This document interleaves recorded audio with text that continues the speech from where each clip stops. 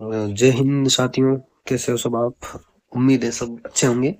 आज हम राजस्थान बोर्ड की जो किताबें चल रही है कक्षा 6 से 10, तो हम कक्षा 10 से हम आज शुरुआत करेंगे। और ये जो किताबें हम पढ़ रहे हैं इनमें आपको एक एक अक्षर, एक एक लाइन, एक एक बिंदु इनका इम्पोर्टेंट है। और कोई कोचिंग वाला आपसे 50,000 60,000 की फीस लेके भी ये नहीं कहेगा कि मेरे कंटेंट से 80% क्वेश्चन आ जाएंगे, 90% आ जाएंगे।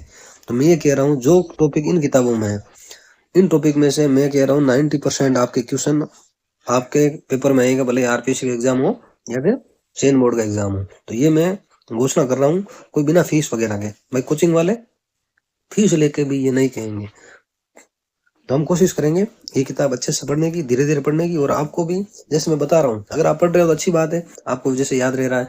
तो मैं जो बता रहा हूँ जैसा मैंने पढ़ा था, पढ़ के मैंने खूब सिलेक्शन लिए 11 तो आप भी अपना चयन निश्चिंत करेंगे। तो हम शुरू कर रहे हैं ये बुक्स, ठीक है। पहले लेसन से हम शुरू करेंगे। और करीब करीब आपने पढ़ भी रखी है तो इसको एक बार सुनना आप, तो तरीका आपका थोड़ा बदलेगा। ठीक है साथियों। तो कुल मिला के 2 लाइनों के साथ अपनी बात शुरू करूंगा मैं कि विकल्प बहुत मिलेंगे रास्ता भटकाने के लिए। विकल्प बहुत मिलेंगे रास्ता भटकाने के लिए, मगर संकल्प एक ही काफी है मंजिल को पाने के लिए। तो आपको संकल्प एक ही रखना है, तो उससे आपको खूब सारे मिलेंगे। और विकल्प है ना, आप किताबों को जोड़ सकते हैं, आपको खूब सारी किताबें मिलेंगी। आपको इधर उधर नहीं भटकना है, आपको इस पे अड़े रहना है, मतलब इस पे भरोसा करना है स्कूल की किताबों पे। ठीक है साथियों। तो पहला पार्ट है राजस्थान का इतिहास एवं परिचय। तो हम इसको धीरे धीरे देखेंगे आराम से। राजस्थान का इतिहास एक परिचय नहीं, राजस्थान का नॉर्मली परिचय है इसमें। 1949 ईस्वी से पूर्व राजस्थान नाम से किसी भौगोलिक इकाई का अस्तित्व नहीं था। अभी लाइन कह रही है 1949 से पहले राजस्थान नाम से किसी भौगोलिक इकाई का अस्तित्व था ही नहीं। तो राजस्थान नाम आया था एकीकरण का जो चरण हुआ था ना, दूसरे चरण में पूर्व राजस्थान करके ऐसा नाम आया था। ठीक है ना।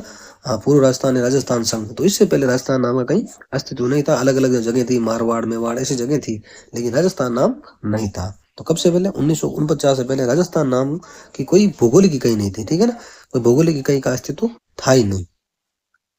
ऐसा माना जाता है कि 1800 ईस्वी में सर्वप्रथम जॉर्ज थॉमस ने इस भूभाग के लिए राजपुताना शब्द का प्रयोग किया। मतलब ऐसा माना जाता है, माना जाता नहीं है कि सन 1800 ईस्वी में जॉर्ज थॉमस थे। कौन थे? जॉर्ज थॉमस थे। इन्होंने इस भूभाग के लिए राजपुताना राजपुताना शब्द का प्रयोग पूछ ले किसने किया? तो जॉर्ज थॉमस ने किया। अच्छा क्वेश्चन बन सकता है। ठीक है।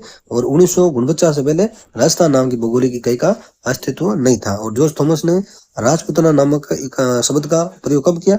1800 ईस्वी में। कब किया? 1800 ईस्वी में। ये आपको ध्यान में रखना है। इसके बाद 1829 में annals and antiquities of Rajasthan के लेखक। तो ये एक मिनट, कुछ थोड़ी बाधा या विघ्न आ गया था, तो हम शुरू कर रहे हैं वापस। तो 1829 में annals and antiquities of Rajasthan के लेखक कौन थे? Colonel James Tod. कौन थे? कर्नल जेम्स टोड ने इस पुस्तक में, यानी ये पुस्तक है इनकी, सीधा क्वेश्चन आ जाए annuls and antiquities of Rajasthan पुस्तक किसकी है? तो आपको ध्यान में रखना ये पुस्तक है कर्नल जेम्स टोड की। ठीक है। और कब लिखी इन्होंने? 1829 में। तो इस पुस्तक में इस प्रदेश का नाम राजस्थान या राजस्थान मिलता है। मतलब कर्नल टोड ने इस राजस्थान के लिए क्या शब्द के प्रयोग किया? एक तो राजस्थान, कौन सा शब्द? राजस्थान या फिर राजस्थान, राजस्थान या राजस्थान। और थॉमस ने राजपुताना, थॉमस ने राजपुताना। और 1949 से पूर्व इसका अस्तित्व नहीं था। ठीक है। आगे देखो, स्वतंत्रता के बाद जब इस प्रदेश की विभिन्न रियासतों का एकीकरण हुआ, मतलब एकीकरण शुरू कब हुआ था? बताओ आप मुझे, कमेंट करके बताना। 1948 में हुआ। कब हुआ? आप कमेंट करना। 1948 में शुरू हुआ था। ठीक है। पहला चरण था ना मत्स्य संघ। तो विभिन्न रियासतों का एकीकरण हुआ और 30 मार्च 1949 को सर्वसम्मति से इसका नाम क्या रखा गया? राजस्थान। यानी एकीकरण का चौथा चरण। कौन सा चरण? एकीकरण का चौथा चरण जब शुरू हुआ तब सर्वसम्मति से इसका नाम क्या रखा गया? राजस्थान नाम रखा गया था। और चौथे चरण के प्रधानमंत्री पूछ ले, प्रधानमंत्री कौन थे? हीरालाल शास्त्री। और चौथे चरण का उद्घाटन किसने किया? सरदार वल्लभ भाई पटेल ने। किसने किया? सरदार वल्लभ भाई पटेल ने। और राजस्थान दिवस कब मनाया जाता है? 30 मार्च को। ये भी आपको ध्यान में रखना है। और एकीकरण क्या है वो हम एकीकरण पढ़ेंगे तब देख लेंगे, ये तो नॉर्मली मैं बता रहा हूँ आपको। ठीक है। तो हमने एक पैराग्राफ पढ़ा, इसमें देखो क्वेश्चन कैसे आ सकते हैं। 1949 से पहले राजस्थान नाम की कोई भौगोलिक इकाई थी नहीं। ठीक है। 1800 में ईस्वी में जॉर्ज थॉमस ने राजपूताना शब्द का प्रयोग किया इस भूभाग के लिए, इस जगह के लिए, इस राजस्थान के लिए, ठीक है। और एंडरसन एंटीक्विटीज ऑफ राजस्थान पुस्तक किसकी है? कर्नल जेम्स टोड की है। और 1829 में इन्होंने इस भूभाग के लिए राजस्थान या राजस्थान शब्द का प्रयोग किया। बाद में इसका एकीकरण हो गया और चौथे चरण में इस भूभाग का नाम क्या हो गया? राजस्थान, जो आज हम हमारे सामने है, हमारा राजस्थान, प्यारा राजस्थान। तो सर्वसम्मति से 30 मार्च 1949 को इस भूभाग का नाम क्या हो गया? राजस्थान हो गया, ठीक है साथियों। आगे देखो, एक एक चीजें देखनी, एक पैराग्राफ पढ़ने के बाद आपको 3 बार देखना, इससे क्या चीजें याद हो जाती है आपको यही की हुई, ठीक है। प्राचीन साहित्य और अभिलेखों में वर्तमान राजस्थान के विभिन्न क्षेत्रों के भिन्न भिन्न नाम मिलते हैं, यानी प्राचीन जो साहित्य है, अभिलेख है, उसमें राजस्थान के भिन्न विभिन्न यानी अलग अलग जो क्षेत्र हैं उनके अलग अलग नाम मिलते हैं। क्या मिलते हैं हम कुछ देख रहे हैं, ठीक है। कुछ क्षेत्र उनकी भौगोलिक विशेषताओं के आधार पर और कुछ वहां पर बसी जातियों के नाम से जाने जाते हैं। मतलब राजस्थान के जो अलग अलग क्षेत्र हैं, कुछ का तो नाम उनकी भौगोलिक विशेषताओं के आधार पर, किसके आधार पर? जो उनकी भौगोलिक विशेषता है, वहाँ का भूगोल कैसा है उसके आधार पर इनका नाम है। दूसरा, वहाँ के क्षेत्र में जो जातियां बसी है, ठीक है ना, शेखावटी, शेखावटी जातियों का नाम भी था ना, शेखावत एक जाति है, उसे शेखावटी पड़ा। तो कुछ तो जातियों के आधार पर नामकरण किए गए और कुछ भौगोलिक विशेषताओं के आधार पर। अब क्वेश्चन आ जाए कि राजस्थान के जो अलग अलग भिन्न भिन्न क्षेत्र है उनका नामकरण किन आधार पर हुआ? एक तो भौगोलिक विशेषताओं, दूसरा वहां की बसी जातियों के आधार पर भी इसका नामकरण हुआ है, ठीक है साथियों। आगे देखो, राजस्थान के क्षेत्रों के प्राचीनतम नामों में जिनका उल्लेख ऋग्वेद में आया है। अच्छा क्वेश्चन बनेगा कि राजस्थान के किस प्राचीनतम भूभाग का नाम या प्राचीन भाग का नाम ऋग्वेद में नहीं आया है? तो मरु का ऋग्वेद में उल्लेख है, धन्व का है, जंगल का है, मत्स्य का है, सूरसेन का है। तो ऋग्वेद में इनका जिक्र हुआ है, किसका? मरु, धनु, जंगल, मत्स्य और सूरसेन। ये नाम 5 आपको ध्यान में रखना है। सीधा क्वेश्चन आ जाएगा कि राजस्थान के जो प्राचीनतम नाम है किन का उल्लेख ऋग्वेद में नहीं हुआ है? तो 4-5 ये दे देंगे, एक एक्स्ट्रा दूसरा दे देंगे, तो क्वेश्चन गलत नहीं करना आपको, ठीक है। तो ध्यान में रखना, मरु, जंगल, मत्स्य और सूरसेन, ये 5 हैं जिनका ऋग्वेद में उल्लेख हुआ है। और का भी हुआ होगा, लेकिन हम ये अभी किताब पढ़ रहे हैं, हमें किताब के हिसाब से देखना है, क्योंकि यहाँ कंटेंट फिर ज्यादा बता देंगे फिर क्या समझ नहीं रहेंगे, ठीक है। आसपास की चीज हम देखने की कोशिश करेंगे लेकिन ज्यादा नहीं देखेंगे, क्योंकि मैंने देखा है चेन बोर्ड हो गया या आरपीसी करीब करीब यहाँ से क्वेश्चन पुटअप कर देती है। तो हमें ज्यादा ज्ञान नहीं लेना है, नहीं, हमें विद्वान नहीं बनना है, हमें सिलेक्शन लेना है। क्या नहीं बनना है? विद्वान नहीं बनना, हमें सिलेक्शन लेना है। विद्वान बाद में बन जाएंगे, गोपीनाथ शर्मा का इतिहास पढ़ लेंगे, है ना। गोपीनाथ शर्मा का आपने देखा होगा, राजस्थान का इतिहास आता है, बड़ा सा ग्रंथ है, वो पढ़ लेंगे हम बाद में। लेकिन अभी हमें सिर्फ क्या लेना? सिलेक्शन, चयन करवाना, इसलिए हमें यही पढ़ना है, ठीक है। तो ऋग्वेद में मरु, धन्व, जंगल, मत्स्य और सूरसेन का उल्लेख हुआ है, ठीक है। आगे देखो, मरु और धन्व दोनों का अर्थ एक ही है, ठीक है। मरु और धन्व दोनों का अर्थ क्या है? एक ही है। और इसका प्रयोग जोधपुर संभाग के मरुस्थल के लिए हुआ है। अब क्वेश्चन आ जाए, मरु और धन्व का अर्थ तो क्या एक है, इसका प्रयोग किसके लिए हुआ? जोधपुर संभाग के मरुस्थल के लिए। अब जोधपुर संभाग में जिले कितने हैं? वो जिले आपको ध्यान में रखने हैं। कई बार एग्जामिनर क्या करता है, सिरोही पूछ लेता है कि सिरोही किस में आता है, ठीक है। तो धन्व मरु दे दे, अगर उलझना चाहे तो। वैसे ऐसे क्वेश्चन नहीं पूछे जाते हैं, फिर भी आपको ध्यान में रखना है जोधपुर संभाग लिखा है इन्होंने, तो संभाग में जो जिले आ रहे हैं उन जिलों के लिए या वहां का जो मरुस्थल है उनके लिए मरु और धन्व शब्द का प्रयोग हुआ है, ठीक है। आगे देखो, आगे देखते हैं हम, जोधपुर पहले मरु, फिर मरुआर और लास्ट में क्या कहलाया? मारवाड़। ये भी क्वेश्चन आ सकता है। जोधपुर का क्रम से नाम रहा था, पहले मरु, फिर मरुआर, फिर मारवाड़, ठीक है। मरु, मरुआर और फिर मारवाड़। तो ये क्रम से ध्यान में रखना, मरु, मरुआर और मारवाड़ कहा जाने लगा, ठीक है। जंगल शब्द का प्रयोग उसी क्षेत्र के लिए किया गया, जंगल शब्द का प्रयोग उसी क्षेत्र के लिए किया गया जहां समी, केर या पिल्लू आदि होते थे। तो जंगल का प्रयोग किसके लिए किया गया, आपसे पूछ ले, तो जंगल शब्द का प्रयोग किसके लिए किया? जहाँ समी, केर या पिल्लू आदि, ये क्या वृक्ष है, जो जहां पर ये ज्यादा होते थे ना, उसके लिए जंगल शब्द का प्रयोग किया गया, ठीक है। ये देखो आया ना कि जंगल कहाँ गया? जंगल शब्द का प्रयोग उस क्षेत्र के लिए किया गया जहाँ समी, केर, पिल्लू आदि होते थे। अब क्वेश्चन पूछ ले, जंगल क्षेत्र में क्षेत्र का नामकरण किस आधार पर नहीं किया गया? 3 है, एक और दे दे, कोई खेजड़ी दे दे, तो वो आपको पहचानना है। इस किताब में मैं बारीकी से इसलिए बता रहा हूँ क्योंकि मैंने पेपर देखे हैं, बारीकी से बन रहे हैं, मतलब इस किताब से बन रहे हैं और बारीकी से बन रहे हैं, तो आपको ध्यान में रखना है। जंगल शब्द का प्रयोग किसके लिए किया गया? समी, केर, पीपल, पिल्लू आदि होते हैं, ये वृक्षों के नाम है, ठीक है। तो उस क्षेत्र का नाम क्या था? जंगल, ठीक है। आगे देखो, बीकानेर और नागौर के आसपास का क्षेत्र जंगल देश कहलाता है। अब पूछ ले, जंगल देश किसके आसपास का क्षेत्र कहलाता है? बीकानेर और नागौर के आसपास का क्षेत्र क्या कहलाता है? जंगल देश कहलाता है, ठीक है। मत्स्य, जिसका उल्लेख महाभारत में एक राज्य के रूप में हुआ है। मत्स्य का उल्लेख महाभारत में एक राज्य के रूप में, क्वेश्चन आ जाए महाभारत का उल्लेख किस जनपद का उल्लेख एक राज्य के रूप में हुआ है, महाभारत में किस जनपद का उल्लेख राज्य के रूप में है, तो मत्स्य। ठीक है, वे जयपुर, अलवर और भरतपुर तक विस्तार था। अब मत्स्य का क्षेत्र कहाँ है, एक तो जयपुर हो गया, अलवर हो गया और भरतपुर हो गया, ये इसका क्षेत्र है, किसका, मत्स्य का क्षेत्र है। ठीक है साथियों, एक मिनट थोड़ा पेन छोटा कर लेता हूँ, थोड़ा बड़ा लग रहा है मुझे। साइज कहाँ गई भाई, साइज बुश, ये रही, थोड़ा सा छोटा कर लेता हूँ इसको। अब ठीक है, आगे देखो, तो मत्स्य जयपुर, अलवर और भरतपुर के क्षेत्रों के लिए हुआ है। ठीक है, और इसकी राजधानी विराटनगर थी। मत्स्य क्षेत्र की राजधानी कहाँ थी, आपसे पूछ ले तो कहाँ थी, विराटनगर थी मत्स्य क्षेत्र की राजधानी। कहाँ पर थी, विराटनगर थी मत्स्य क्षेत्र की राजधानी, ये ध्यान में रखना। और विराट का पुराना नाम पूछ ले तो विराट का पुराना नाम क्या है, बेरहाट है। क्या है, बेरहाट है विराट का पुराना नाम। ठीक है, और यहाँ से अशोक का बाबरू शिलालेख मिला था। कौन सा, बाबरू शिलालेख मिला था, जिसकी खोज कैप्टन बर्ट ने की थी। ये भी आपको ध्यान में थोड़ा सा रख लेना है। ठीक है, फिर आगे देखो, भरतपुर के मथुरा क्षेत्र से सटे हुए क्षेत्र धौलपुर, करौली के अधिकांश भूभाग सूरसेन राज्य में सम्मिलित थे। देखो, सूरसेन राज्य में कौन कौन से आते हैं, भरतपुर के मथुरा से सटे क्षेत्र, यानी भरतपुर जिले का जो मथुरा की साइड में क्षेत्र है वो, और धौलपुर और करौली के अधिकांश भाग किसमें थे, सूरसेन जनपद में आते थे। और ये भी एक प्राचीन राज्य था, महाभारत में भी इसका उल्लेख मिलता है। अब देखो, एक क्वेश्चन बनता है कि किस जनपद का उल्लेख महाभारत और ऋग्वेद में मिलता है।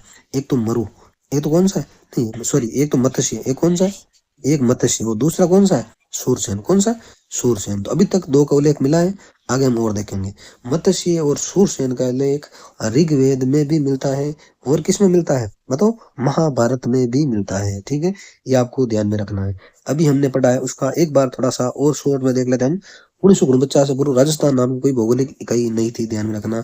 जॉर्ज थॉमस ने 1800 में इस भूभाग के लिए राजपूताना शब्द का प्रयोग किया। ठीक है, 1829 में annals and antiquities of Rajasthan, इस किताब का नाम भी ध्यान रखना, कई बार ऑफ की जगह फोर लिख देता है, तो ऑफ है, फोर नहीं है। ठीक है, ये पुस्तक है कर्नल जेम्स टोड की।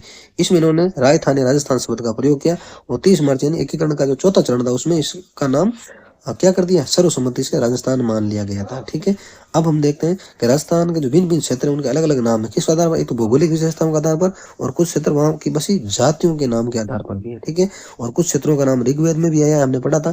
कौन कौन से, मरु है, धनु है, जंगल है, मत्स्य और सूरसेन है। इनका उल्लेख किस में आया है, ऋग्वेद में आया। ठीक है, और मरु और धनु दोनों जोधपुर संभाग के लिए प्रयुक्त होते हैं। जोधपुर का क्रम से नाम ध्यान में रखना, मरु, मरुवार, फिर मारवाड़। ठीक है, जंगल क्षेत्र का प्रयोग किस क्षेत्र के लिए होता था, जहां पर समी, केर, पीपल आदि होते थे। बीकानेर और नागौर के आसपास का क्षेत्र क्या कहलाता था, जंगल कहलाता था। ठीक है साथियों, ये ध्यान में रखना।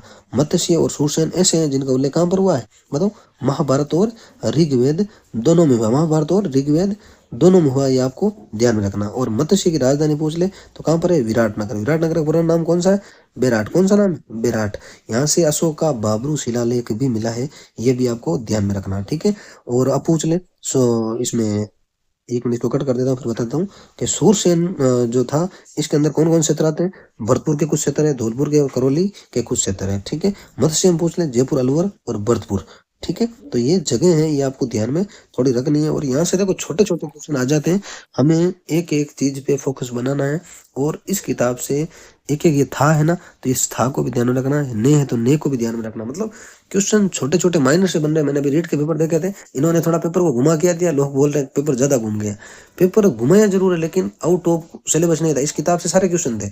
ठीक है ना, तो करीब करीब इसमें से मिल ही जाएंगे, हम ऐसे इस किताब को पढ़ लेंगे।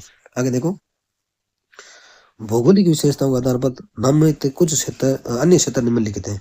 अब भौगोलिक आधार पर नामित कुछ क्षेत्र कौन कौन से हैं, माई नदी के पास का प्रतापगढ़ का भूभाग क्या कहलाता है, कांठल कहलाता है। ठीक है, अब पूछ ले, मही नदी के आसपास का क्षेत्र क्या कहलाता है, कांठल। कांठल कहाँ पर है, प्रतापगढ़ में। किस नदी के किनारे, मही नदी के किनारे। क्वेश्चन कैसे भी पूछ ले आपको करना है। ठीक है, क्योंकि ये क्षेत्र मही नदी के किनारे कांठे पर स्थित है। कहाँ पर स्थित है, कांठे पर। कांठा यानी किनारा। अब कांठे शब्द का अर्थ पूछ ले आपसे, तो कांठे शब्द का अर्थ क्या है, किनारा। कांठे शब्द का अर्थ क्या है, किनारा है, ये आपको ध्यान में रखना। कांटे शब्द का अर्थ क्या है, किनारा, ये आपको ध्यान में रखना है। ठीक है साथियों, तो कांटे शब्द का अर्थ किनारा। आगे देखो, मई नदी के किनारे पर स्थित इसलिए इसे क्या कहता है, कांठल कहते हैं। ठीक है, 56 गांवों का समूह होने के कारण प्रतापगढ़ बांसवाड़ा का भूभाग छप्पन का मैदान कहलाता है। मतलब अब कह रहे हैं 56 गांवों का समूह होने के कारण कौन कौन सा, प्रतापगढ़ और बांसवाड़ा के मध्य का, कहाँ, बीच का भूभाग, ये प्रतापगढ़ बांसवाड़ा, इसका बीच का भूभाग क्या कहलाता है, 56 का मैदान कहलाता है। क्या कहलाता है, 56 का मैदान कहलाता है। छोटी छोटी चीजें आपको देखना है, मध्य का ऐसे पूछ रहे, ऊपर का या नीचे का, ऐसा क्वेश्चन अगर देना चाहिए, क्योंकि आजकल पेपर में कुछ भी दे देते हैं, तो आपको ये ध्यान में रखना है। प्रतापगढ़ बांसवाड़ा के मध्य का भूभाग क्या कहलाता है, 56 का मैदान कहलाता है। वापस देखो एक बार, मई नदी के पास का जो प्रतापगढ़ का भूभाग है वो क्या कहलाता है, कांडल कहलाता है। और मई नदी के किनारे जो कांठा है उस पर ये क्षेत्र स्थित है, इसलिए कांठल कहलाता है। 56 गांवों का समूह होने के कारण प्रतापगढ़ और बांसवाड़ा के जो बीच का यानी मध्य का भूभाग क्या कहलाता है, 56 का मैदान कहलाता है। ठीक है साथियों, आगे देखो, भैंसरोडगढ़ से लेकर बिजोलिया तक का पठारी क्षेत्र पठारी होने के कारण उपरमाल के नाम से जाना जाता है। भैंसरोडगढ़ कहाँ पर है, आपसे पूछ ले तो भैंसरोडगढ़ कहाँ पर है, चित्तौड़ में। ऐसी जगह है ना, तो आपको लिख लेना, ठीक है। बिजोलिया कहाँ पर है, बिजोलिया भीलवाड़ा है, जहाँ से वो बिजोलिया किसान आंदोलन चला था, साधु सीताराम दास ने 1913 में शुरू किया था। बाद में विजय सिंह पथिक वगैरह आ गए थे, आपने पढ़ा होगा, हम पढ़ेंगे आप और, ठीक है। तो भैंसरोडगढ़ से लेकर बिजोलिया तक का क्षेत्र पठारी होने के कारण क्या कहलाता है, ऊपर माल कहलाता है। ऊपर माल, ट्रिक है, भैंस बीज खाती है ऊपर जाकर। कैसे भी ट्रिक बना सकते हैं, तो ट्रिक है कि भैंस बीज खावे ऊपर जाकर, यानी भैंस को बीज खाना है वो भी ऊपर जाके, ट्रिक है, याद रखना है, ठीक है। तो भैंसरोडगढ़ से लेकर बिजोलिया तक का क्षेत्र पठारी होने के कारण क्या कहलाता है, ऊपर माल। अब पूछ ले, चित्तौड़ और भीलवाड़ा का क्षेत्र ऊपर माल कहलाता है, सही बात है, ठीक है। ये आपको ध्यान में रखना, कई बार ये जिलों के नाम दे दें।